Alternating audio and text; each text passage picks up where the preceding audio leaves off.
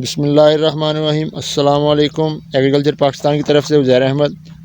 आज मैं एक गंदम के खेत में मौजूद हूँ, जहाँ जो है गंदम ने सिटा निकाल लिया है और उसकी पोलिनेशन का अमल शुरू है। तो मैं आपसे बात करूँगा कि इस वक्त गंदम को हमें खाद का या पोटाश का या किस चीज़ का स्प्रे करना चाहिए या नहीं करना चाहिए। ये हमारे लिए फ़ायदेमंद साबित होगा या नुकसानदेह साबित हो सकता है। दोस्तों, सबसे पहले आपको मैं बताते चलूँ कि जब भी कोई भी फसल हो गंदम के अलावा, जब वो पोलिनेशन भी होती है तो उसके ऊपर किस चीज़ का स्प्रे रिकमेंड नहीं किया जाता। इसका मकसद क्या है कि इस वक्त जो है गंदम पोलिनेशन पे ही होती है, इसके ऊपर पोलन ग्रेन्स बने होते हैं, तो मेल फीमेल पार्ट जो है वो क्रॉसिंग कर रहे होते हैं। तो अगर इस वक्त हम स्प्रे करते हैं या इसके अंदर चलते हैं तो वो जो बूर है वो नीचे गिरना शुरू हो जाता है।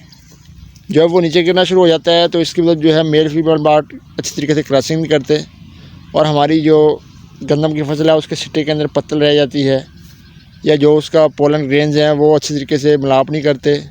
मेल फीमेल पार्ट जो है उनमें काफ़ी इशू आ जाता है, जिसकी वजह जो है हमारी जो पैदावार है वो मुतासर हो रही होती है। और हमें अक्सर किसान हज़रात को पता नहीं चलता, वो कहते हैं कि शायद गर्मी का स्ट्रेस आ गया है या कोई और स्ट्रेस आ गया है।